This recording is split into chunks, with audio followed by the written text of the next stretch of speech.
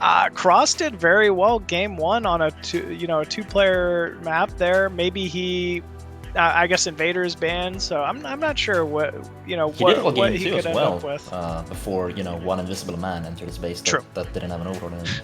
But I'm Very actually true. excited to see what he's going to do now, because he seems to be a person who is aware of and appreciative of the fact that Zerg can play lots of different styles, more styles than any other race, than either other race. Okay, so we have the map chosen here. We're going to go into it in a second.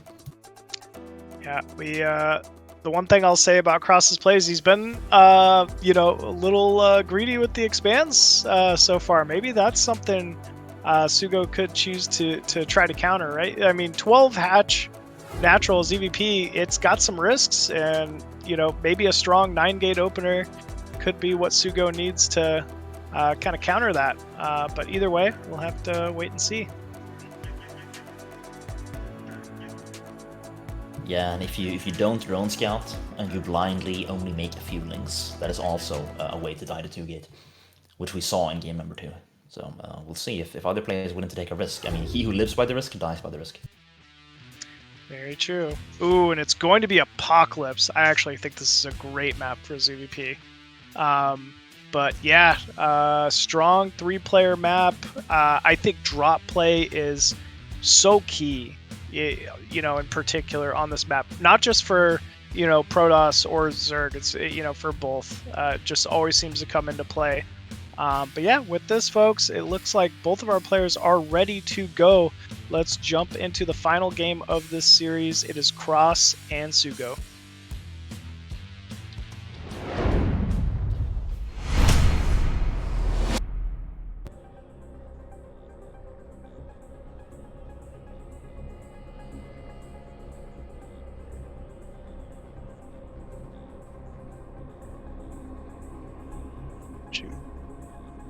Oh, are we back? Oh, we're back.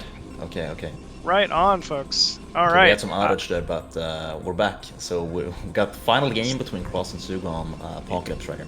Yep, spawning at the 12 o'clock location as the blue Protoss, we have SuGo.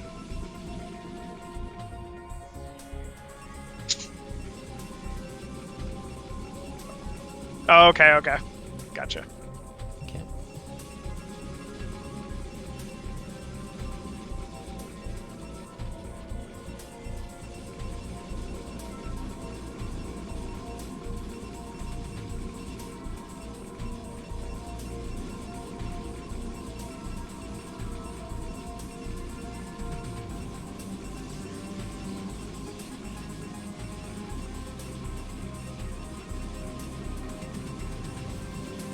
Yeah, I don't see the stream quite up yet on my end.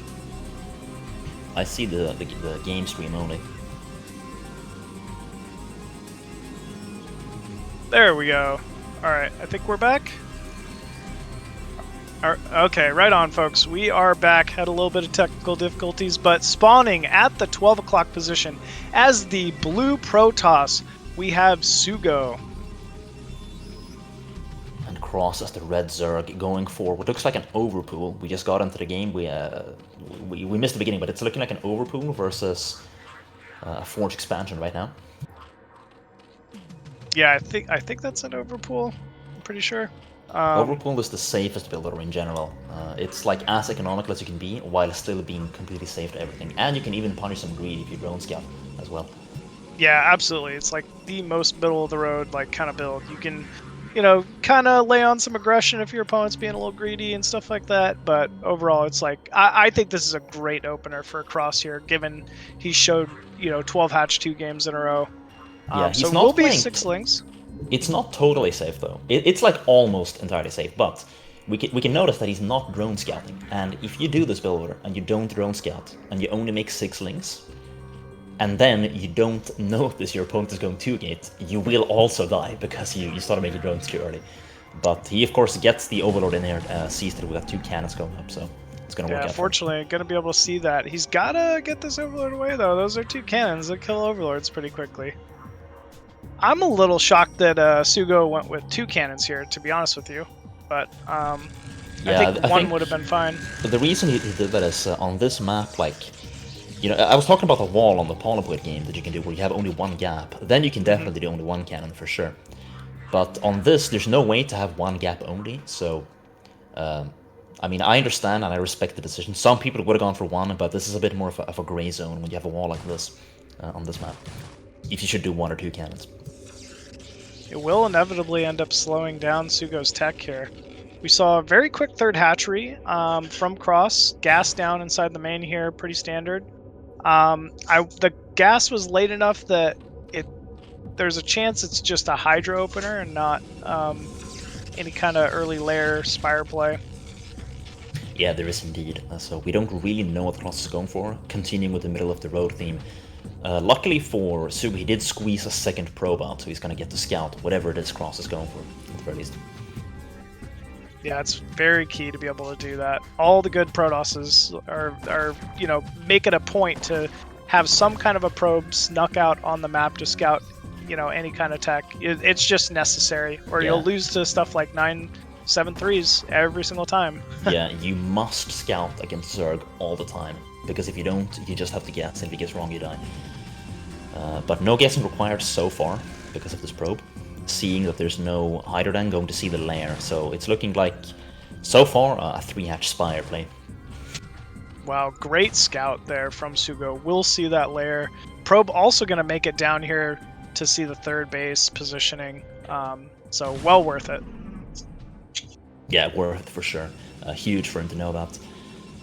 So, he's got a few options. I mean, he's got a lot of options, really. Like, he could go Stargate, he could skip Stargate and go for Dark Archon instead. We're gonna see. He's gonna have to make his choice soon, though, because his Cybernetic score just finished. I always like Corsair here. I think on Apocalypse in particular, you know, I was mentioning it is such a strong map for drop play.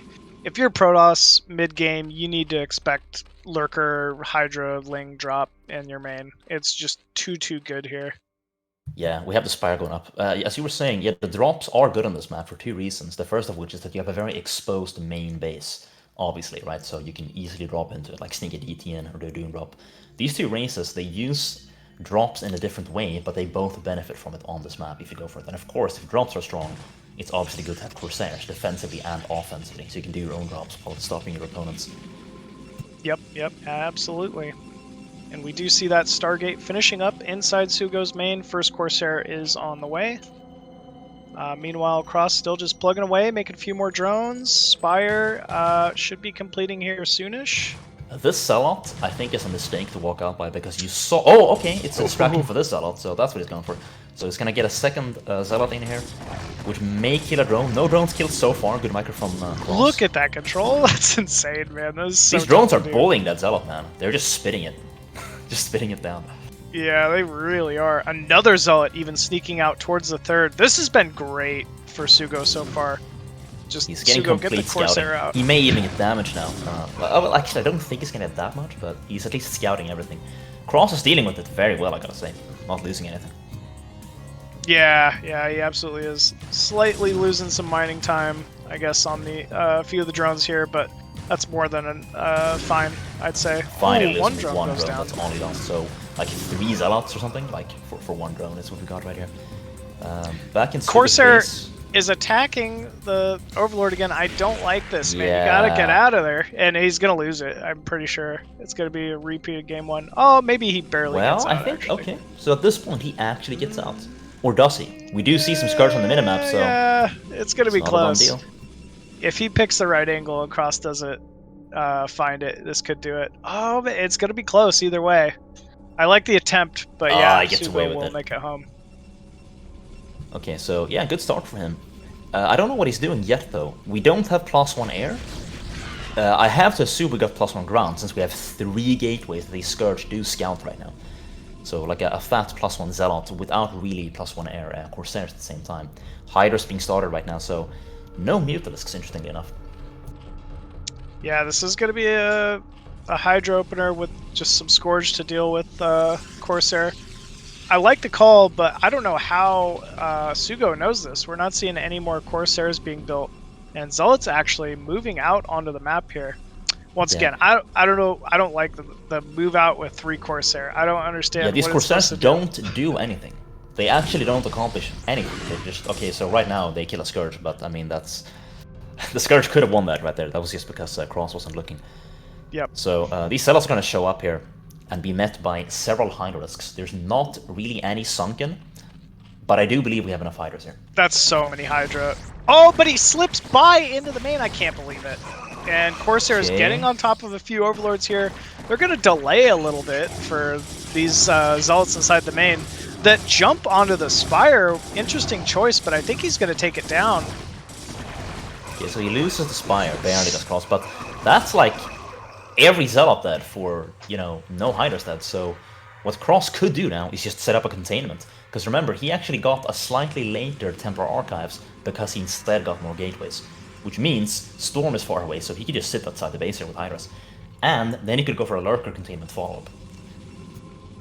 Yeah, that was, I felt a little greedy. It was nice that he got the slip by, and of course, always killing the Spire is, you know, a strong thing to do. More Zealots sneaking out there. Yeah, killing so Spire, it's okay if you have Corsairs, but if you don't have Corsairs or a Shuttle, it doesn't actually matter. Unless the server was planning to go Mutalisks, which I don't believe, right? So, in this case, I think it's a good trade for cRoSs. Because it's allowing this, you know, trading when your opponent loses all his units for a Spire that you're not using, you can just go for stuff like this. I think he just kills him here. Yeah, Day9 said something. He said that against certain styles, when your opponent is like harassing you and stuff, sometimes you can just go and effing kill him. It's actually the counter sometimes. Yeah, it's looking like it. He is forcing drone pull from the third, but Storm was just barely too late. Cannon count was just not quite high enough, and we are seeing so many probes and cannons go down at this natural here for SuGo. Supply is starting to move strongly in favor of cRoSs. And yeah, no Templar remaining. Just a few Zealots trickling in here one at a time. And I think he's done it. Yeah, he sure has. Very good to capitalize on all of his dead Zealots there with a counterpike. I thought it was going to contain, but he did even more, he just killed him. GG is called there from SuGo, and cRoSs will take the series 2-1 over SuGo. That being said, SuGo will still be moved on to the losers bracket side, you know, of the match to face off against the loser of our next match. But you know, very, very well done there from both players, and congrats to cRoSs. Can't wait to see him play in the winners final here of Group E. Yep. Yeah, that was some interesting play. You know, he seems to be in pretty good shape. He's like pretty good when he's in shape. Like I think he's reached something like 2600. I don't have like evidence of that. It's just I've played him myself. You know, met him on the ladder and stuff. So that's that wouldn't surprise me at all. Yeah, it definitely feels like 2600 for sure. He's just such a strong player, such a formidable player, and you know, someone who I think can really give some you know, amazing games to the greats of BSL. So you know, he's going to be a strong player to topple here. But yeah, of course, up next we have Julia facing off against Mars, who's the replacement for GoKu. This should be a very strong Zerg versus Terran series. vOddy, you get to commentate a Terran, so yeah, man, it's going to be a lot of fun here.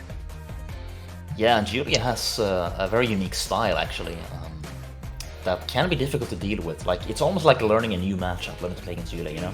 Because Julia plays so differently from other players, and if you don't know what to do about it, it can really catch you off guard. Absolutely, man. Like playing against Mech for the first time or something, you know?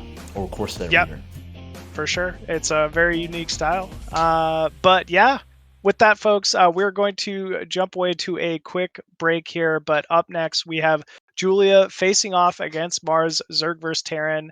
We'll see you in a few minutes.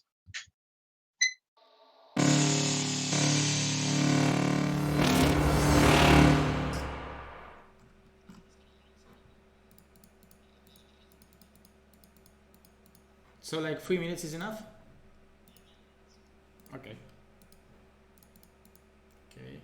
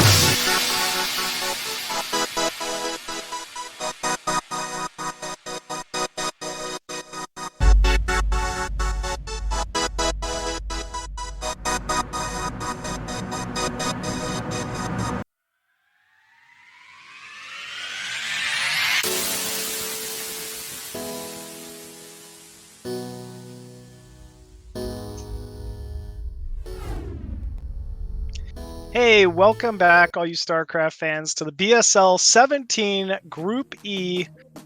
We are down to our second match of the day here, vOddy. It's going to be Julia, the strong Polish Zerg, facing off against the North American Terran Mars. So, yeah, man, this is going to be an exciting one.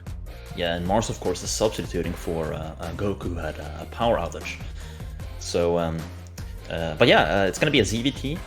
And we might see some unstandard player, because Julia is known for having a very unique style, with a lot of hidden expansions, a lot of like, open lurker, then go Mutalisk, a lot of lurker drops. Stuff that if you're not used to fighting, if you haven't figured out what to do about it, will basically kill you most of the time. Yeah, absolutely. Even in, Zerg vs. Protoss, you see him play a lot of Ling run by, a lot of lurker drop, a lot of Guardian play. Just anything that can be like painful if not dealt with or scouted ahead of time has kind of just been his style. But you're talking about unique play, and Mars as well has a very different style of Terran versus Zerg. I would say miles apart from even the style that GoKu typically plays. Mars not someone to be strayed away from opening mech, Valkyrie play. This guy can kind of do it all. So, going to end up being a pretty great replacement here, in my opinion, for this matchup against Julia. So I'm very excited to see how this one's going to go. Okay, so are the players ready?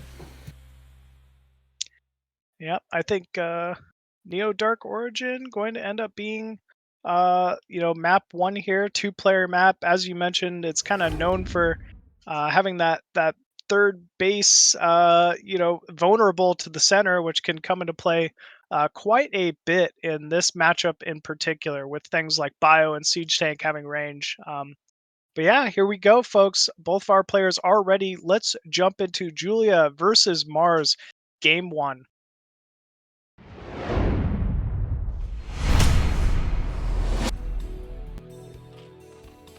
And spawning top left as the red Zerg, we have Julia.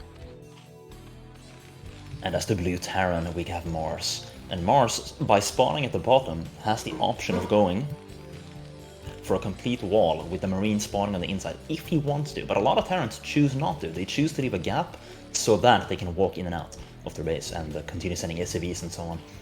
What do you do personally?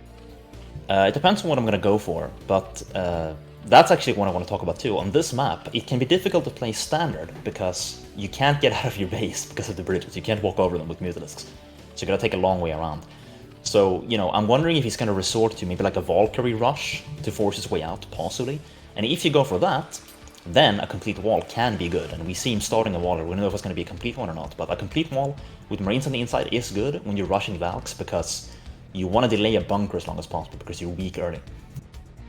What do you think about this early drone scout from Julia here? Looking like he wants to get some harass done. Yeah, Julia does this a lot, and Julia even steals the gas. Now, if you're playing against a standard play, stealing the gas doesn't do anything against Terran, but if somebody wants to go fast Valk, it actually prevents that kind of style. So we're gonna see some harassment here, and quite possibly a gas step later. As for what I think about it, well, I mean, it's not bad if you have a plan behind it. Like, there are things you can do behind this that are good. We see a 12 hatch behind this, so maybe Julia was thinking, like, in case of 8 racks, I'm gonna do something else, but now because he knows what's going on, he could go for like a greedy 12 pool. Looks like he won't though, he's gonna go for the standard 12, 11, 10. Yeah, I like it. 12, 11, 10, very strong here. That drone, did get a little bit of harass done, was, able to force at least some SCV pulls. And as you mentioned, wow, taking the gas. So I really am wondering what's going through Mars's mind here. Yeah, Julia does this usually. This is one of those things that, if you're not used to, it can catch you off guard. Actually, we see Mars here making a second depot very early. He wasn't scouting because, like, some Terrans don't want to scout when they're getting harassed because it's so expensive, because you need 2 SCVs on the barracks and then a third to scout. So he felt that he needed to make a depot because Julia is of course known for opening pool first as well. In this case it was a hatch first though, and Mars falling a little bit behind. Yeah, I think he's fine though. He only needs to build a single Marine to kind of hold this. We'll be able to start pecking away at that extractor in the main. Has an SCV scout out, so he knows really there's no threat at the moment of any kind of Zergling pressure. Second command center is well in time here.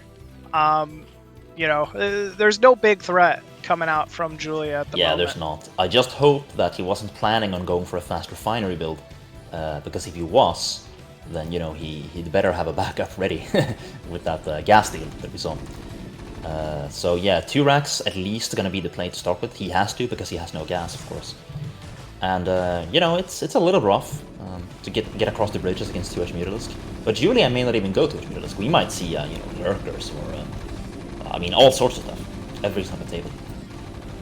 Yeah, there's a lot still on the table, as you said. You know, definitely won't be a mech opener. Mars did end up showing the second racks being produced in the main, so we know, and Julian knows, that it's going to be a bio opener, some kind of bio from him. Yeah, and immediately taking that gas. So I'm guessing 2Rex Academy at this point, given how he was actually rushing that gas down with SCVs.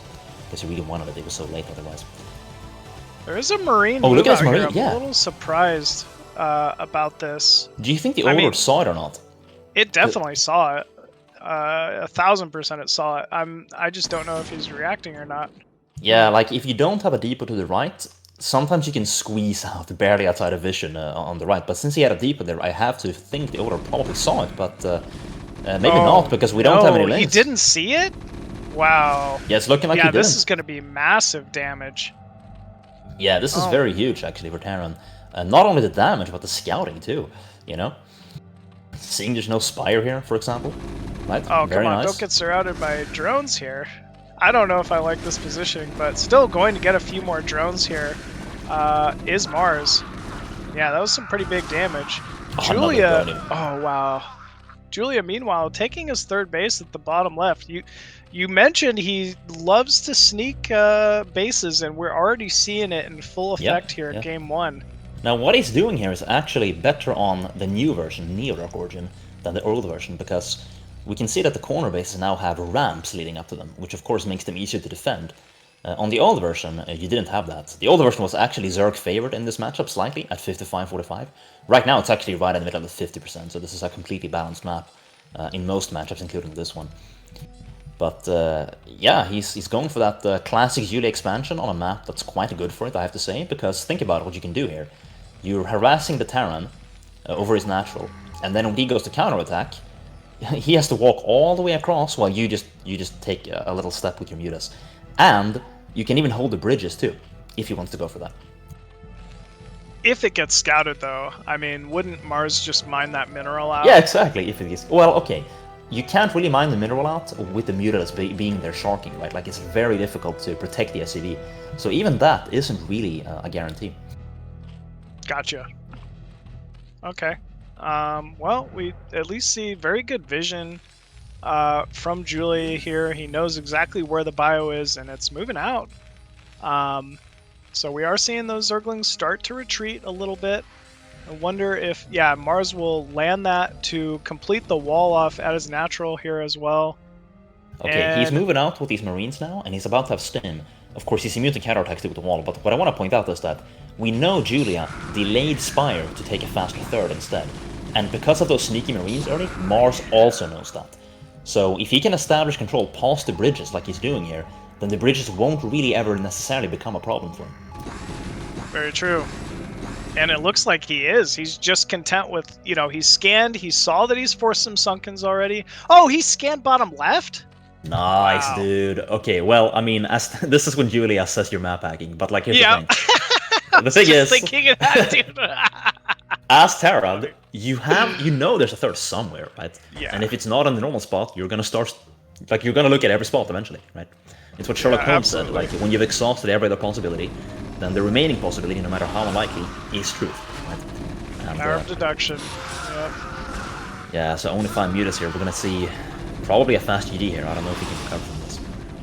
Yeah, this is just too much bio already. There's just no map control for Julia, nothing keeping Mars from moving out with a second group of bio, and yeah, GG.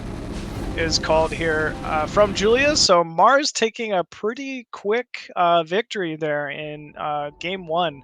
Got to see some unique opener though out of Julia. That early drone harass into gas steal, which was a lot of fun to kind of watch. But I mean, Mars had a couple big plays, right? The 4 Marine move out across. I don't get the how map. that worked though. Like, I thought the Overlord seized that. I don't know. I don't understand. It's weird. I gotta check that map out in single player. It did see it. Maybe Julia thought, oh, there's no way he's gonna, actually continue with this move out or something, like that, mind games like that. Yeah, actually, a lot of times Zerg does that, where you just assume Terran's gonna walk back, but then if he doesn't walk back, it's like, oh, damn, okay. Yeah, for sure. That might have been it, actually. Yeah. But with that, should be, I believe Mars will get a ban on a map here, and then it should be Julia's pick from the remainder. Plenty of great maps to choose from. We'll have to see if maybe Julia wants to play something a little more standard, like a Polypoid, or maybe goes for an Apocalypse, like the third map in our last series. Goes something where drops are quite strong. I could definitely see Julia picking something like an Apocalypse against Mars here. We'll have to wait and see though. Mars, definitely a Terran that can play multiple styles. I actually think he's one of the better North American Terrans as far as like mech openers, so I'm kind of excited to see if we might be able to see something like that. However, if your gas gets stolen, that limits the options and you have to play standard. So it depends. Like if the drone gets in there and he loses the gas, then he really can't go for a lot of that stuff that you're talking about. It just limits you so much. True. I think that gas steal is only really common on like 2-player maps as much. Though, well, I mean, it's not really common at all. It's just true. I think Julia does, but Julia always does it. So true. And he always scouts early too. So even on a 3 or 4-player map, he's got a good chance of getting it. But of course, it's not guaranteed, as we were saying. Yep. We'll have to wait and see though. Julia, definitely been in previous BSL seasons as well. Both these guys been in a few GoKu League seasons, quite a bit as well. Mars taking 3rd and 4th in a couple of them. So yeah, man, they've been. I think this is going to be a pretty good match. And definitely something Julia can kind of recover from going into game number 2 here. Yeah, he took a risk there with the Marines, hoping Terran would go back. Terran did not go back. Anyway, shooting break was banned for Mars, and then Julia picked the map, which we're going to see here in a second. Oh boy, it is going to be Polypoid. You know what? I think strong play, right? Still a good map for drop play. It's a map they've both spent countless hours practicing, right? So not going to leave anything up to chance here. But with that, both of our players are ready, folks. Let's jump into game number 2 of Julia facing off against Mars.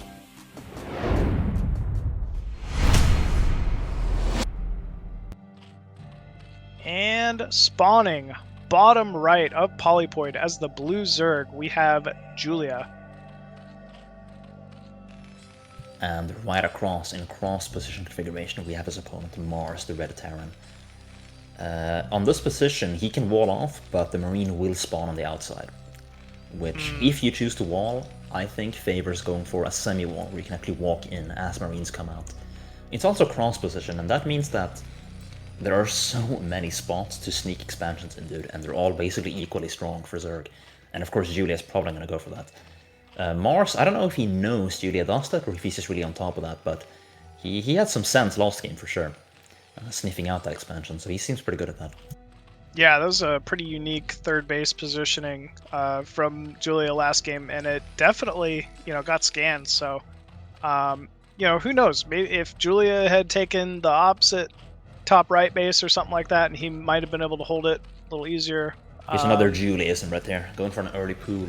Yeah, so this early looks like, pool versus Terran. Wow. Was it it was an over pool is what he's going for, which I don't know, man. It's I think Julia does, and we'll have to ask him what it's for. It's not a common thing to do, so I can't really talk about why you would do this. Yeah, you're absolutely right. I can't tell you the last time I overpulled versus Terran, but it is unique, right? let me give you my optimal scenario that I would guess. If Mars had opened for something like an 8 racks, proxy 8 racks, or even a forward 8 then you racks, just win, yeah. I think that's pretty optimal. Maybe this is a read from Julia. He's saying, you know what? I think you're going to change it up here and open an 8 racks, and I'm going to fucking slap it down. So, but Julia we'll have to... choosing to go in with the Overlord too. And that, of course, tells Mars where he is. Some Zergs would hide over the cliff, but the Julia instead wanted to yeah, I guess. For sure, I would have hit over that cliff. But... I guess against the one base Terran, you want to get in there and scalp the main, but in any case, we don't have a fast gas either, so this might be like a 3-hatch play, possibly even with a 3rd hatch on another base. Losing the SCV immediately, because you don't expect the early links, right? No, expect not... a match, so. Oh, and we're actually seeing so many SCVs pulled immediately. Mars is going, what the heck is this, man? Like, okay, I guess I gotta block my ramp. I think it's a little too fast of a pull, but... Yeah, he's acting like it's a 9 pull, but it's actually an overpull, so, I mean, that's a good thing, too. Like, you might make your opponent overreact. Yeah. That being said, you know, Mars had a pretty clean first game. Likely, you know, got to be feeling confident as long as he gets to some kind of a standard state here. And it is 3rd hatch inside the main from Julia, so this gas of his is so delayed, you know, that he's just opting to go for the 3rd hatch. SCV will get a scout off and actually get to see this in the main. Huge, dude. He snuck out an SCV in between when the links were coming. We're at the natural and coming to his natural. And actually gets it in here. Yeah, does get it in. Does not see the 3rd hatchery quite yet, but I'll tell you what he does see is that gas timing being from mega Julia. Late. He even sees when the drones enter the gas, dude. And this is a very late gas. You can see Julia's floating in minerals even a bit. Oh, by the way, these links are not enough. So these Marines are bullying them. Maybe they get one. No, not even. Okay, good micro from Mars. But yeah, this gas is so late that I'm wondering maybe he's building up minerals for even a 4th hatchery at some point. Because he could have had it later. See, he's got like 50 minerals above what he needs to make a lair. We should see a lair. Yeah, there we go. Yeah, it could... I'm not sure if... It could even be ling speed, right? But who knows? Okay, and Mars poking around. He might go for some... Yeah, exactly. He's got an SCV in the enemy base, so he knows he can walk out with these Marines and force that sunken colony at this point. And everything hurts here for Julia, right? He's already lost so much eco with the delayed hatchery.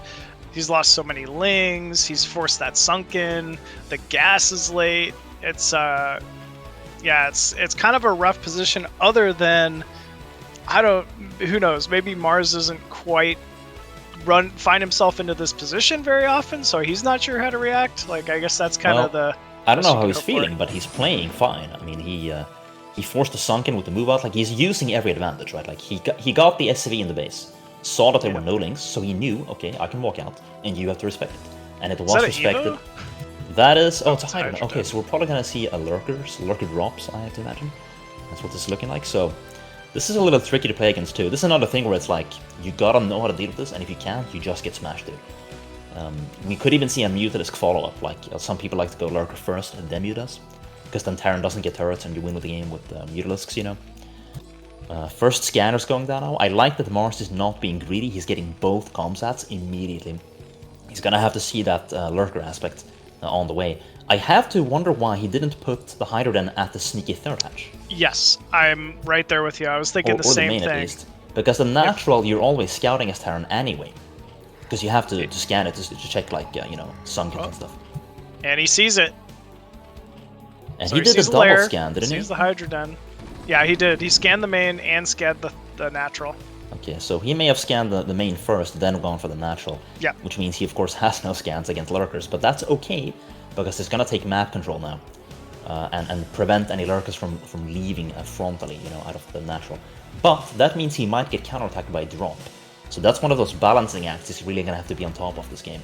If you commit too much to the front for the containment, you get dropped. And if you don't commit at all, you're safe against drops, but lurkers go out and contain you. It is a 4 racks. No factory quite yet from Mars, though. No gas at the natural. We are seeing a forward bunker being made outside of Mars's nat. I love it. You know, it's... How do you lose versus lurkers, right? Well, you get contained, or you allow, you know, lurkers in your mineral line at your natural. So it just seems like a no-brainer to go ahead, waste the 100 minerals, and get an early bunker just in case. Yeah, I completely agree with that, because there could actually... Okay, we got Overlord speed, so... Overlord speed? Oh my gosh. He's scouting with the Overlord, which is... That's a Julia. You might say that it... yeah, it's a Juliaism for sure. And some people would question this decision, because they would say, aren't you revealing that you can drop lurkers later? But you're kind of expecting that anyway. In fact, we see him making a bunker before he even... Oh, okay, and at the same time sneaking out a lurker, okay. Sneaking out a lurker, that's a Julia. Yeah, for sure. Oh, no, dude, what are you doing? You can't lose all your bio. Oh, that's funny. Lurker does make it into the main top right. And he got a lurker at the top right, behind an expansion, so just doing a bunch of stuff at the same time. Like, that Overlord, I'm telling you, man, was the distraction that allowed for this. It caused, like, an expansion to go up, and a bunch of Marines to die. Now, if we had had, like, I don't know, perfect play, imagine, for Mars, then what would have happened is, like, the lurker would have been sniped, so it wouldn't have have been allowed to sneak out. There wouldn't have been a fourth base, again, for the same reason, and the Overlord would have been ignored. But Julia threw enough obstacles at the opponent at the same time that, you know, he got everything through, basically. Bioforce being caught in the center of the map here from Mars, and yeah, this is just an overwhelming amount of circling lurker. And this is what I'm talking about when, you know, you gotta know how to deal with Julia's style, because if you don't, you can just get destroyed. It's very unusual to play, because it feels like playing a new game, like another race. Gets one lurker though, so Mars starting to make up for some of those early control mistakes. Top right is up though from Julia. And Hive is on the way. So we got like lurker containment, we got economy advantage, and we're about to have Darkstorm to finish the game. And he didn't even do drops, so in fact showing that Overlord was like maybe a bit of a yeah, it was like a mindfuck for sure. Yeah, I mean, I was assuming it was going to be drop play, and wow, Hive already complete. Overlord coming into the main again here to get some more reconnaissance done. We do see a science facility and a starport complete.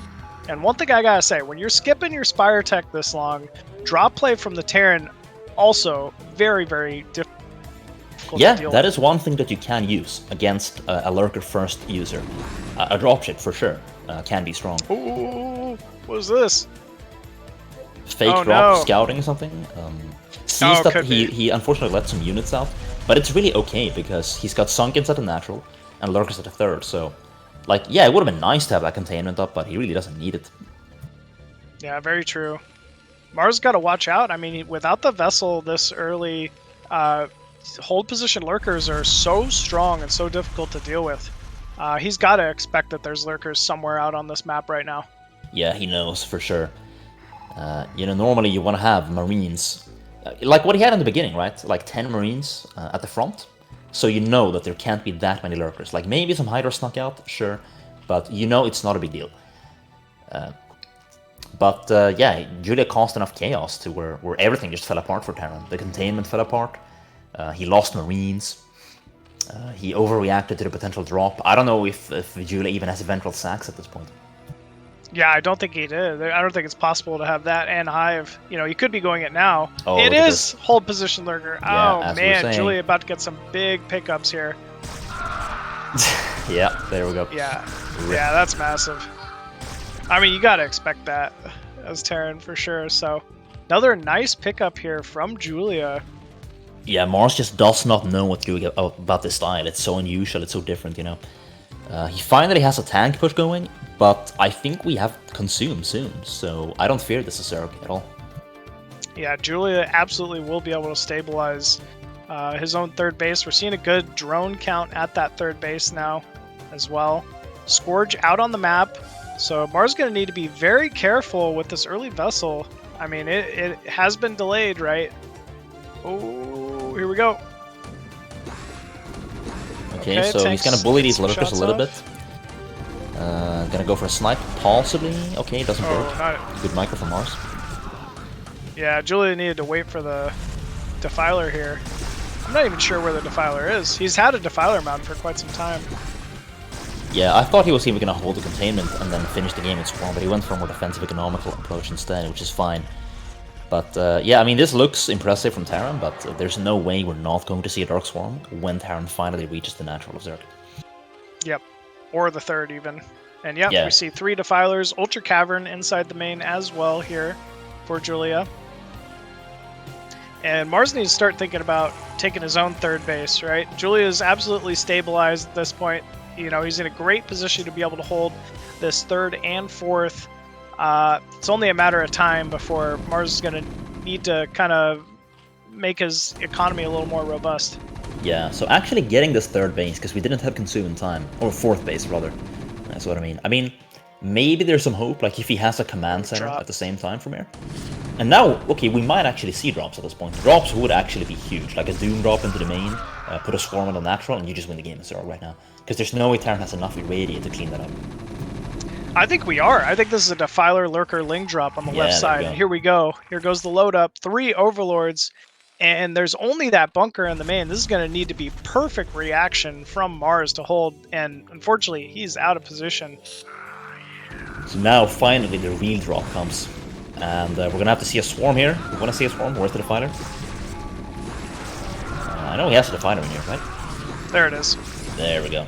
So going for the depots, which is a fine target, because when you supply block the enemy in a situation like this, when there are also links everywhere, you know, it's just you don't have the APM, it's like impossible to deal with. So we do have some Irradiate though, because I think we lost a Lurker or two in the drop, I'm not sure. Yeah, I think so. I think this got cleaned up actually. So yeah. Not a bad reaction here from Mars. 1 Ling left, still kind of plugging away at some depots, but this will buy him enough time to retake that 4th base, and it's kind of been delaying Mars's own 3rd base as well. We're also seeing a 4th command center going down inside the main of Mars, so he's looking to play a little more defensive himself now, it looks like. Yeah, trying to take a 4th. But when Zerg has 4 gases up and he's moving ultras everywhere, then usually you want to be having either a mech transition going, or like adding tanks, or battle crews just over the geysers of Zerg to really bring it down to, you know, a more manageable gas count. So I'm afraid for the ultra explosion into Emu that we're about to see here from Zerg. Yeah, vessel count is pretty big. You know, it's not like Julia's been being the most efficient with all of his units. Ooh, I mean, a when plague you do this, would actually plague would have been really nice. That actually would have been sick, but I guess it didn't have the energy. But like when you walk out with units like this, you're actually giving Terran easy access to Irradiate. Something a lot of good Zergs will do is they will hide units to force Terran to float energy, and then when Terran's maxed on energy, you're actually causing like permanent damage, because, you know, you're basically forcing him to not get value. So some Zergs will actually have like a Nidus on the 3rd and a Nidus on the natural, and then only send units out of the Nidus when Terran is there, when they need to, so that you cannot irradiate anything. It's like actually insanely hard to deal with. And what Julia is doing is a little bit the opposite of that.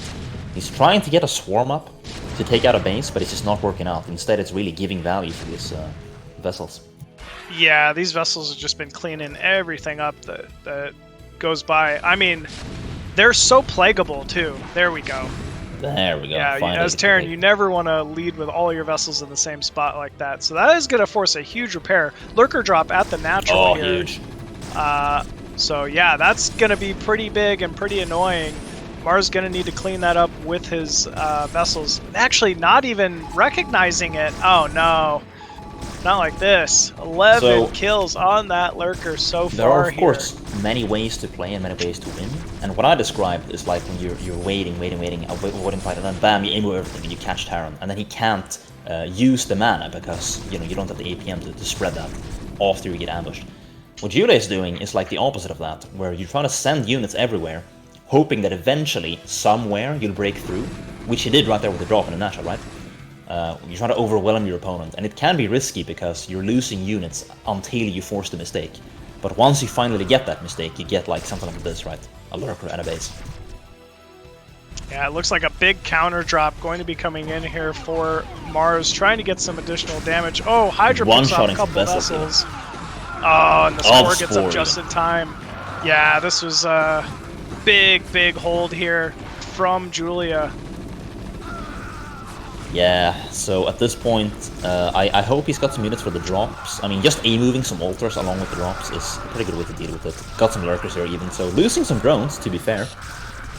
which is, you know, not nothing. But I am okay with trading drones for like every single vessel that he just got, you know.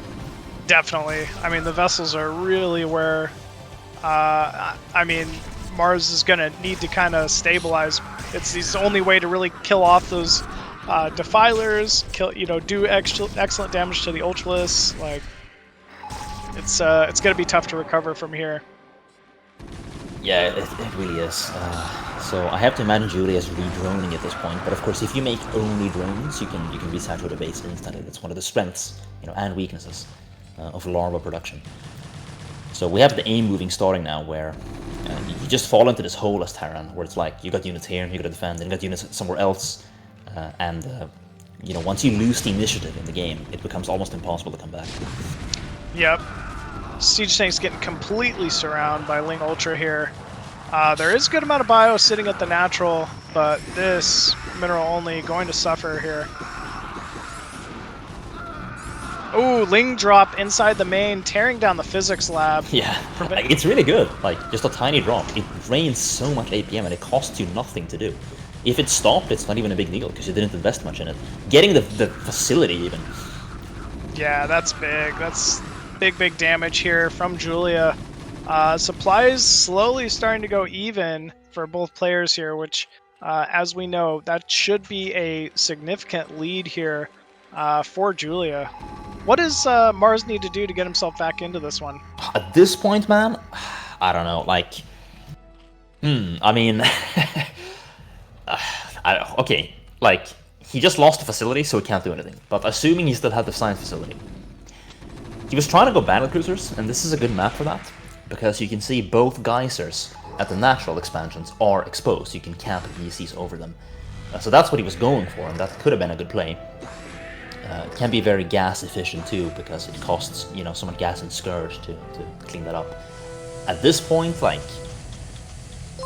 you could try an eraser, like high risk, high reward plays maybe. You have to take a fourth. Yeah, definitely has to hold a fourth. I'm with you there.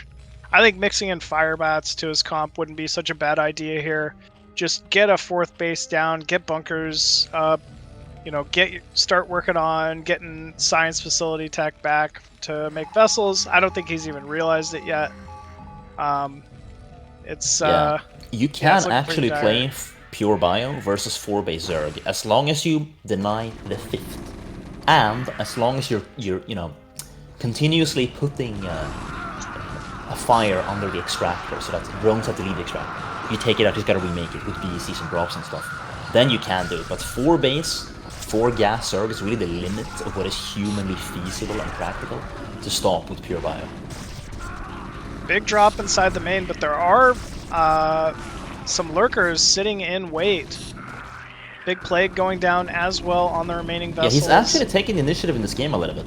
Like, imagine you do this, and you expand behind it, and you're radiating perfectly. Like, this is how you do comebacks. If you're like a sick Korean Terran and you fell behind against like an inferior foreigner or something, like, this is what you do, right? Right. See that gas? He took a gas, so that means it's no longer a 4 gas Zerg, which means all of a sudden it's manageable with pure bio. Oh. You don't need mech. Oh, but Lurker the Judaism drop. again at the same time.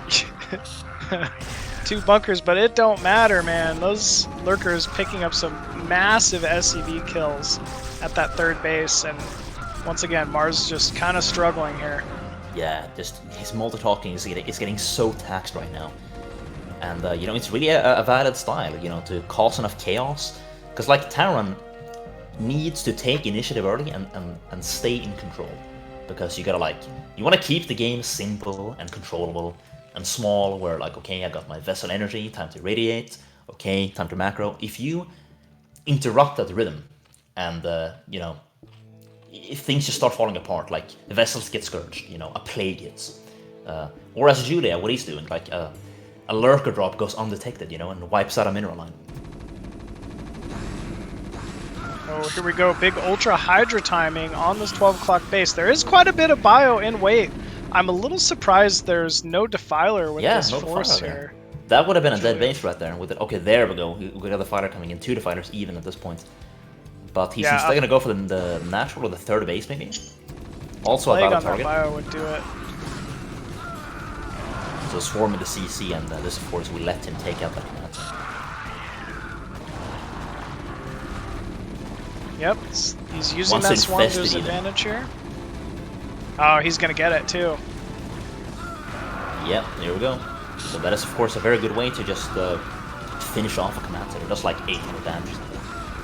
So pretty good. Now he could like, I mean, he could do infested Terran box at this point. Like, it's actually pretty good in the middle line, you know. Yeah, he could. He could also just land it, delay the third from being taken. It's always a good Parasiting one. the vessel even. Oh, but then, alright, well. And then killed it. I mean, you know, you don't know. You can't expect that you're gonna get it, right? So it's good to plan ahead in case you don't. For sure. I think that's kind of the writing on the wall here. Mars looks like he's going to go for one more push, moving towards the top right with his remaining force. But there's just no way. Julia has way too many lurkers, too many ultras. Defiler Tech is back up now. And it looks like Julia going to take the second game in this series. This was like textbook Julia, like how Julia wins, you know? Do like a bunch of tricky stuff that you don't know how to deal with, and then throw like 3 or 4 things at the same time at the opponent. Because if he just messes up against one of them, you get ahead, and then you snowball from there, you know? Of course, if you play perfectly, if you know tactically what to do, and none of the stuff gets through, like, you ignore the Overlord Scout at the beginning, you snipe the Lurker and sneak out, there's no fool. Then it's a different story, but it's very difficult to do. Yeah, it absolutely is difficult to do, you know, and that was all spawning from an overpool, right, to start, so, I mean, very unique play here from Julia, going into that Lurker first style, you know, which you hardly ever see anymore, Zerg versus Terran, so... Well, I mean, Effort did it against Light, and won in the macro game in ASL, so, you know, you can do it if you want to. As Zerg, you can do all this stuff, it's all viable, dude. Zerg has the most, and I'm not like jealous, I'm saying it's a good thing for the game. Zerg has the most viable styles that you can use, except for ZZZ, of course. But other than that, there are so many ways you can play this race. I think there's more Zerg versus Terran openers than vice versa. Well, Terran's got some stuff actually, like you can go Valks, you can go Mech, so Terran has like pretty good Fire bat timings, you know, like Terran definitely has some sauce to it. Oh boy. Well, that's going to tie up yet again another series here. It should be Mars's map choice for the game number 3, though, so kind of interested to see what could end up happening here. Okay, so Julia banned Invader, interestingly enough. Doesn't want to go for that 9 pool or 9 drone scout once again, I'm assuming. But yeah, that means Mars should get choice here. Kind of interested to see what he ends up picking. But yeah, I think both the first 2 games of the series were pretty incredible, so excited to see how this one goes. And it will be Apocalypse. Wow, interesting with the Apocalypse pick against Julia, to be honest with you. You know, knowing how prominent drop play is on this map, but yeah, either way, should be an exciting one. I think both of our players are ready to go here, folks, so let's jump into game number 3 of Julia and Mars.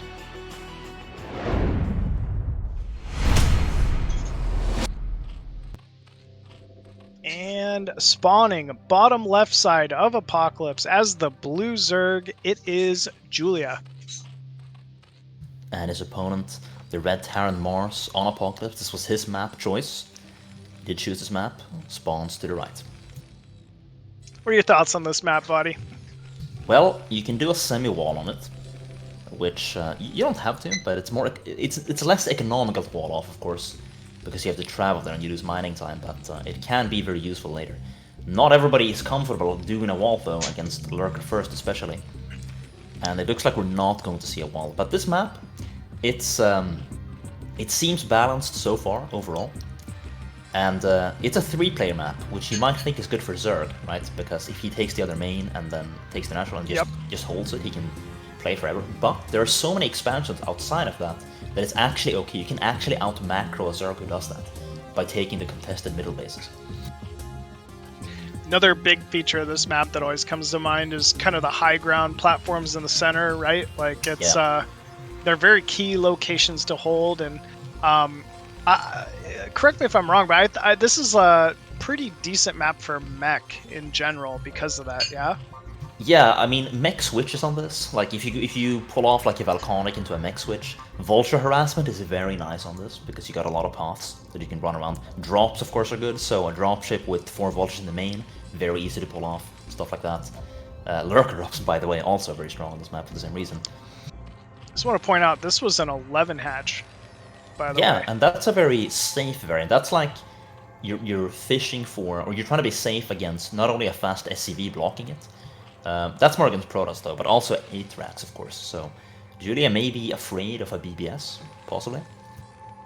Yeah, not a bad call. You know, I think 8 racks can be quite strong on this map as well as it is on most maps.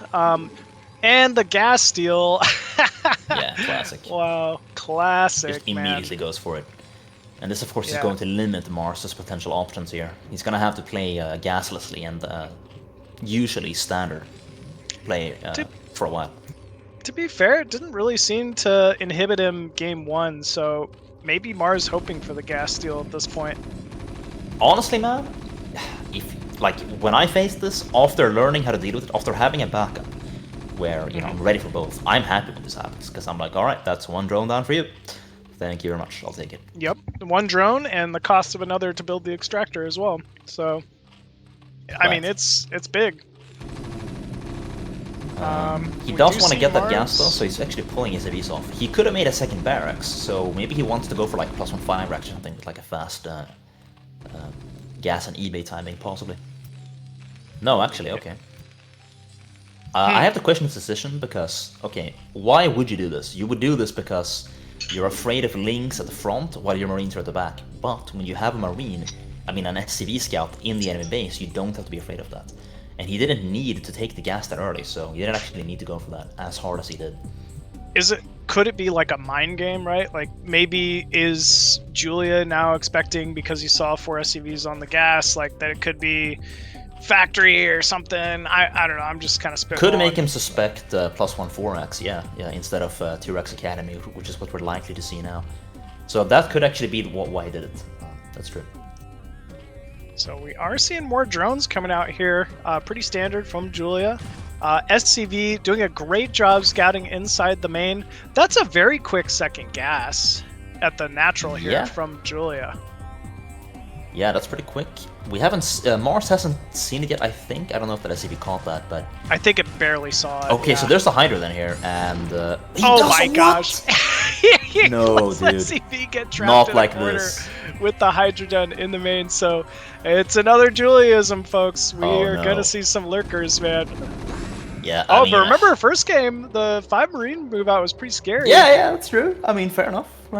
So, and Julia messing up a little bit there, losing his forward scout, Zergling there, so... it's not a big deal, folks. He's gonna send more now, I suppose, but losing that SCV, that was a big deal. Holy yikes, dude. So he doesn't know that Lurker aspect is on the way right now. Yeah, he was in a great spot. I mean, still, though, we haven't seen Mars really play too greedy so far. I would expect to see another double scan, and this Hydrogen should be scouted. Yep, we're seeing both comsats going down here. Yeah, it's true. So he's getting the scans, but here's the thing: like, if you get the scout with the SCV and you get to keep your scans, it's such a big deal because you're gonna have more scans for the lurkers. What he's doing though already. Okay, so he knows it now. So at least he gets to set up the containment, and it's very important that he stays outside of Zerg's base with these Marines, so he doesn't let any units escape. He has to keep his containment up. It's only 2 Sunkens, man. I think this is pretty scary for Julia. Yeah, he might go for it. I don't know. Of course, it's a risk to do, because he doesn't know whether there are more links there, right? Waiting to ambush him. So looks like he's not going to go for it because he doesn't trust it. He should still just sit outside it. Yeah, he needs to sit outside it. That's huge. Not let anything out. Yeah, there's just no reason not to. He saw the Hydrogen. He knows it's Lurker. Like, I mean, the only thing you're expecting right now if you're Mars is maybe there's a hidden third somewhere, but you could deal with that with a second force. Yeah, exactly. Man, I think this is a blunder, moving away with This is a massive mistake. Like, he hasn't been punished for it yet. He could still establish the containment. But, like, at this point, as Zerg, you should be like, oh, good, I'm gonna sneak out with the Hydra, I'm gonna sneak out with the drone, just to have that on the map for later, right? Oh my gosh, look at the pathway he does to sneak out with it. He's just going straight through the center, too. This is so weird. Yeah, Mars is just letting him out, and at this point, like, Julia has these, he's getting an expansion for free. You know, if he had been at the natural, this would not have happened. It wouldn't have. Absolutely. It's the Overlord speed again. Now, the one thing is that so far, Mars has been conditioned to think this could be a fast hive. Yeah. So, interesting to see where Julia chooses to go from here. Would he go for a lurker drop? Why not? It's a great map for it. He's got a million options at this point, man. He's got lurker drop, he's got fast hive with swarm, he's got a Muta switch, because there are no turrets. That's why you need to take control of the game by containing the Zerg early on. Yeah, see, he's overreacting to one option, but this is only one of several options right there. Yeah, we'll have to wait and see here. So he does scan, sees a few lurkers, a couple of them morphing outside the natural.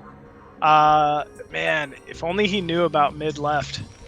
This is what I mean when I say that you gotta know this style, because otherwise you, like, he's improvising. He's never faced this before, Mars. Yeah, that's pretty clear here. We see the Queen's Nest going down. We know there's no Spire, but at the same time, you know, Mars got to be expecting the possibility of a Muta switch, but that is not Julia's style for sure. So Evo Chamber going down, and really everything looks to be going Julia's way so far. Yeah, for sure. Is this a drop? This game. It could be. It could be. It looks like he's positioning for a drop, maybe. Yep. Could also just be an expansion. You know, that would be a good expansion to take, actually. Oh, he sees it. He sees the lurker positioning, more importantly, outside the third. Are units loading up? Yeah, it looks like he's about to load up. There is a bunker in the main, though, I gotta say. You know, Mars definitely seems like he's watched a few Julia games.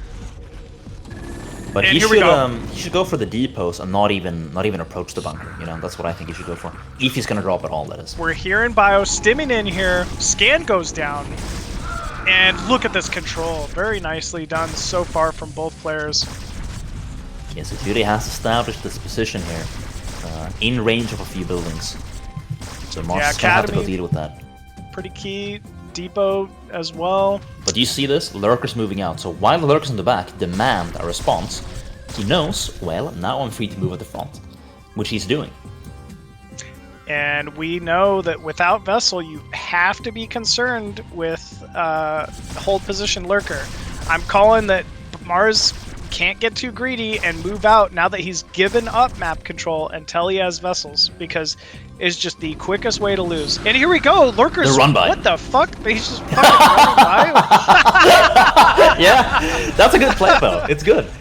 That's some Jade on Eye of the Tiger, like immediate split-second decision, knowing he go for it. And I agree with it. I can't believe that. That is crazy to me. But, I'm just laughing at your reaction there, man. Yeah, like it was a valid reaction, man. Like, what is he doing? Oh, massive spine. Yeah, huge spines. Great trade once again here from Julia. Academy went down, I want to note. Yeah, and several depots. Oh, man. All right. You know, you were actually right on the ball when you said he needs to, instead of scouting with the Marines, scout with another force. Because, again, if you have the containment, there's nothing on the map to stop, like a second SCV or something, from scouting all the expos. Everything hinges on that initial containment, and then you play from there. Yep, it really seems to be that way. Meanwhile, though, because of this, Julia has been allowed to just really drone up. His eco is looking great. Lurker count is very high. It looks like he's positioning for another drop at the natural with an Overlord right now. I think that might be a lurker drop, and this is a great do you see that right there, so. dude? Yeah, you're looking at the exact same thing I am. Behind the minerals right there, dude. Oh, yikes. Yeah, that is just a nightmare for Terran to deal with. And he tanks for the turret with a second Overlord. Yeah, the empty Overlord lets the full Overlord get in, but there are two more. those could be scary here. Or Oh, he's he just scouting? didn't drop. He doesn't have anything? Oh, this is the drop! Okay, so he's sending a lot of fake drops, while sending a real drop at the weak, undefended main. Wow. Good spine. Gets a couple Marines here. We're seeing some force trickle in. Vessels. Oh, this is very vulnerable. Yeah, probably looking for like an eraser to get back in the game, but there are Scourge on the map right now. Yeah, that Lurker still doing work inside the main here. He's even getting a Nidus here. Oh, the Nidus isn't done though. If he goes now, this could be exactly what he needs. You know what? If he takes this base out, it's 2 base versus 2 base. Oh my gosh. That was a big blunder here, unfortunately, for Julia. Oh my days, okay, finally gained that. Okay, yeah, that's a huge mistake, you're right. So Terran, he's got to survive this frontal attack though. Luckily, there's at least no fighter with it. But, I think this is a drop. I don't think he's even going to try to attack oh, this yeah, front. okay. Yeah, he could this drop, could be actually. big though. He's got 3 Overlords right there. As long as Mars does not detect this, I mean, this is a sizable Lurker force to have to handle. Yeah, but I wonder how much energy he's got on those vessels. Because if he cleans this up and stabilizes, he is 2 base versus 2. Here we go.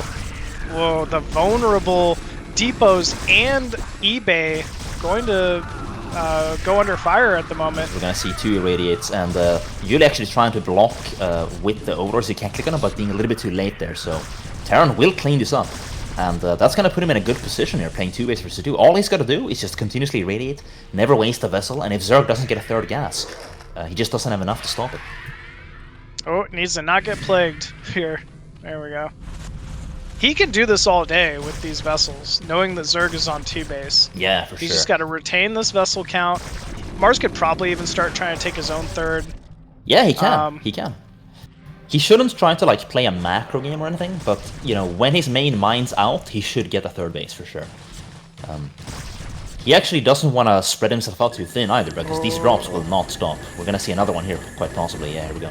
Oh, nice Lurker drop at the natural here. That's gonna go not scouted, and wow, massive damage to the SCB line at the natural here of Mars. Lifting off the Expo even. Oh, dude. Man. You know, Julia is on 2 bases, making it look like... I mean, if he had a 3rd right now, he would just be dominating. I wonder, are we going to see a Plague here? That's a huge... I don't think he has the gas for it. Like, I don't think he even has Plague at this point. Yeah, he must not. I mean, that's really all he needs at this point. One big Plague would tear down that vessel force and really prevent this trading from Mars. Meanwhile, Mars... he's in a tough spot. He's lost so many SCVs, no 3rd yet on the way, just barely hanging on to his main base at this point. Needs to really build up that depot count so he can start unit production again. I mean, this is such a crazy game. We have another sneaky 3rd going up for Julia, and Mars needs to go shut that down. But he probably doesn't have the scans to check every base. And he's of course ready, worried about getting counterattacked as well. Yeah, I think like a bunker near those depots in the main with like a fire bat would go a long way at this point. Fire bat's at least able to deal a little bit of damage under the swarm. Leaving, you know, a few units. Oh, there we go. So we do have Plague right now. And it looks like Yuda's going to try to go for Hydra Definer, which is a good low eco, like 2 base, 3 base. Do we have a drop in the main at the same time for Zerg? I think there's a Lurker in the main of Terran, even. Maybe. Well, there was, but okay, no, it was just a building that burned down, so... okay, Mars gonna go ahead and maybe find this 3rd base, but Judah is also taking a 4th base at the same time. He's just throwing, like, obstacles Terran's way while expanding and saying, like, can you deal with all this stuff? I think not. Yeah, quite smart. I think Mars is getting a little better about leaving units in the main to defend, almost expecting. You know, we see turrets going up now as well. Leaving vessels defensively is actually very strong too, which he is doing. Oh, 3rd base gonna completely get erased here though from Julia. Oh, uh-oh. We have a Defiler Lurker But the vessels drop. there, see? That's why it's so good to leave them. It's like what ProLeague does, leaving Templar and Cannons. You have to do the same thing as Terran. And he's really doing it, and he's starting to stabilize. But can he take out the 3rd base down here? We have a Nidus connecting it, so I'm not sure. We're gonna have to see that. I'd like to see Mars hit a drop of his own just to get some counter pressure going. You know, even if the drop gets cleaned up, he's forcing no responses really out of Julia. Yeah, that's true. Julia really has had the initiative all game in this game. And we're gonna see a huge plague here, quite possibly. One vessel goes down to Scourge. Chooses a nice swarm instead. Maybe Swarm he didn't have the probably energy. better here, just to keep the units alive. But yeah, he's got to get more diligent about plaguing. Plague is really how you get back in this. Like one big juicy plague on all those vessels, and then suddenly they're in a lot of trouble. Though. Wow, okay. I can't believe it, man. He's very good at getting his units in position here. Wow, big lurker timing. So many SCVs go down there. No scan either. Yeah, he doesn't have the energy, dude. He doesn't have the energy. He can't scan. So we're seeing some counter pressure though from Mars. Julia trying to scramble. Big plague, huge plague going down. And we're seeing Mars try to just slip by at this point, man. Like, he's frustrated. These lurker timings, counter timings have really been throwing him for a loop, so he just wants to target down anything he can at this point. Okay, really get the second hatchery. He's sacrificing his whole army to do this, so he needs... Okay, he gets it, alright. But can he clean this up? Yes, he's got vessels on the case. You know, I would love to see some Scourge lying in ambush, waiting for the vessels to clean up the inevitable lurker drops, you know, because you know they're going to do it eventually, right? And at that point, that's when the Scourge come in. But we haven't seen that, so these vessels really have been keeping Mars in the game. Yeah, they absolutely have. But we are seeing Julia getting much better about plaguing the vessels that show up, plaguing anything, honestly. And the continuous lurker run-bys still being such a pain here for Mars to handle. But we do have, finally, Terran on a third base. Yeah, finally getting the third base, but, you know, Zerg is also taking his third and fourth. But not now, so for now, Terran has an economic advantage. You were talking about drops for Terran. Actually, about thought, because we got a massive plague! That is such a big plague. I mean, that was the plague he needed. Now all of these vessels are going to be vulnerable to any kind of Hydra pressure. Yeah. Mars is going to need to sit back, repair these, just to get any kind of standard It's already trade. Happening. One vessel goes down, two vessels. At least he gets all the defilers, but yeah, that was, I mean, as good of a plague as you could hope for. And now we do have a Zerg about to stabilize on 4 bases, possibly. What Mars must do now is send his red vessels to defend, to repair them, and then take the green vessels that were defending and use them to attack. Because he cannot let these 2 bases go up right now, he cannot let that happen. Yep, I love your thought. Like, honestly, you cannot just trade these vessels for single Hydra shots. You sit them back. They're your defensive ones, and as we can see, he's got plenty of vessels. He's got vessels in the main. He's got vessels at the natural. Go attack with those. But nope, we're gonna see him move forward, and he's gonna pay for it here. Yeah, might see some one-shots here. No, okay, we're not. Oh man, he's good. Yeah, there we go. Oh, there we go. Oh my 4. gosh. Oh my, 5, 6. Yikes, dude. Yeah, that was not great. Okay, but still, can he take these bases out? Maybe. He's got a lot of energy on the vessels. You were talking about going drops earlier, and one reason that would actually be huge is that it lets you shut down bases before they get fortified. Just have a dropship. It's really a base sniping maneuver, right? Because that's low risk too. You're not likely to lose the dropship when you go for that sort of play, which would have prevented a lot of these sneaky expansions that we're now actually seeing give Julia a win condition here, a way to win. If he can just hold on to these bases, he will win. Yep, absolutely. If he just hangs on to this 3rd and 4th, he's got it. Meanwhile, Mars has a long way to go to really be able to pick this one up. Okay, so we're gonna see more plague. Of course, everything's already red, so it's just beating a dead horse. That complete domination right here. It does trade it for a defiler. I think not a bad pickup there for Mars. Yeah, I mean, he's got to some get irradiations. back with this bio. Oh, another it's just plague. too weak. Yeah. And that's a bunch of red vessels again. Damn, Yeah, so at Julia this point, doing a great job bouncing back with his eco here. yeah, finally getting those. Like, he just kept throwing bases, kept dropping. It's just causing chaos until Terran can't keep up anymore.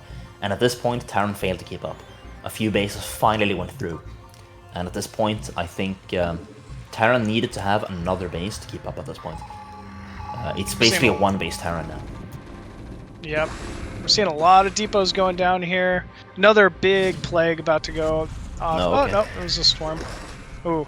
Yeah, I think a plague would That's have gonna been better probably, but Oh, he at doesn't least, have it. you know, He thought he had enough.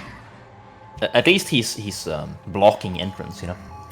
Terran cannot. Okay, we have a counterattack actually, but no plague. Okay, so a bunker really paying off here, really saving him. He would have died without that.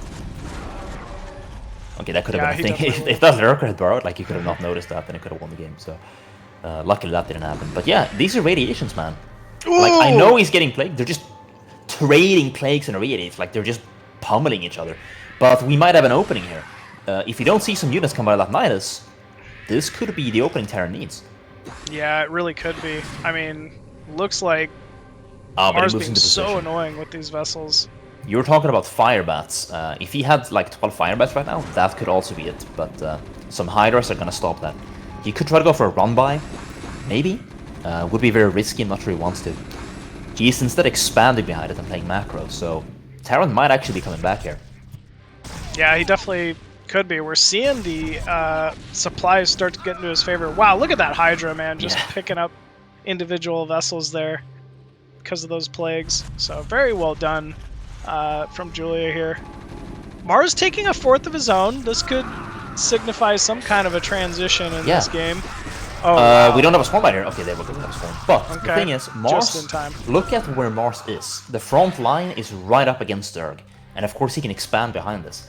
But that doesn't mean you can't walk around this. Okay, we might have a drop here. Possibly. Oh, maybe. Could just be a scout too. Yeah, it looks like it's a scout. But okay. What I'm saying is, we have this Nidus canal that if Mars ever goes too far to the left, Julia could use to get units at the counterattack. But right now it's going to go attack the fourth base, and we're going to have to see some units coming out of that Nidus quickly and throw down a swarm. We do have a preempted swarm even, okay.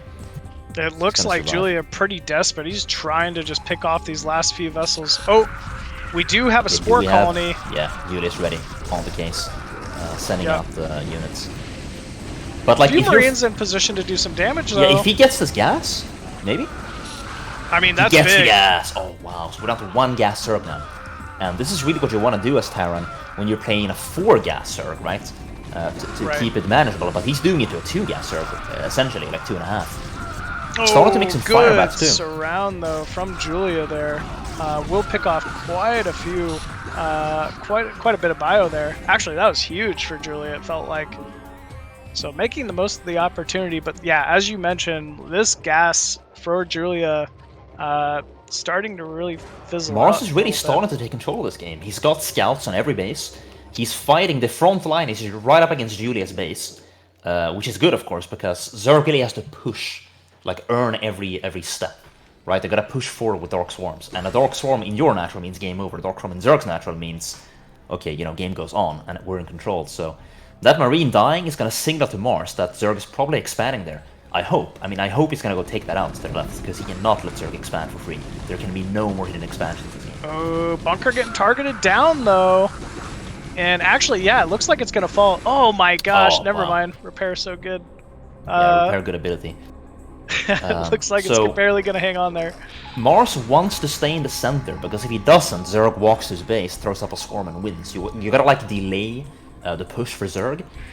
But by staying in the center, he's allowing these sneaky expansions to go up, which is again why a dropship or two could really help there. A good sniper with a Scourge right there. He's got to get these Defilers. A big plague is all Julia really needs to kind of push this back, and he's definitely in position to do so. Oh, but the Defiler gets irradiated. Oh man, it seems like Mars is starting to do it. He's really starting to wear down this Zerg force. Yeah, he's even on bases, but if he can just control the number of expansions, he needs like a secondary squad to just constantly hunt expos. Like have 10 units or 1 dropship or something that only has one job, and that's to stamp out expos before they're on. Because once a Nidus gets up there, you're never taking that out unless Zerg messes up. Bunker under attack once again, but it looks like Repair will get off. As you mentioned, whoa! One drop pick gets caught. So, I don't know, he might have enough to deny one of the bases nonetheless. Okay, we're gonna see a huge play, it's just constant! They're I just mean, Mars pummeling gotta each stop other. doing that. He's gotta stop getting all his vessels grouped up. I know, but attacks. it's so difficult because like Julia is really creating chaos. Yeah, because definitely eventually you will mess up, and then you get that huge plague, right? Like that's his whole style, and it really pays off once you get that plague. One base going down to the left, so I want to see, you know, those units get picked up and just drop. Like, don't even scout, just drop the next base and go do something else. Oh man, those vessels just being eliminated by just a couple Hydras here. Mars still scrambling, trying to produce more and more units to hang on. His fourth has Big been under drop in the attack, but main actually now. huge drop in the main. Oh, and it looks like counter timing from Mars here. It's all down to this.